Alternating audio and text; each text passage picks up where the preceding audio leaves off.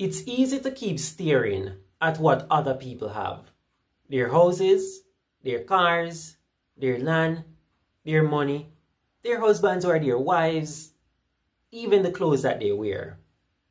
But you see, friends, the problem with this is, the more we stare at what other people have, the less desirable what we have become. Our homes is no longer big enough. Our car no longer luxurious enough. Our jobs no longer elite enough. And very soon, life becomes a misery. Your peace turns into chaos. Your happiness turns into sadness. Your joy quickly fades away. Because comparison is the thief of all joy. So what do you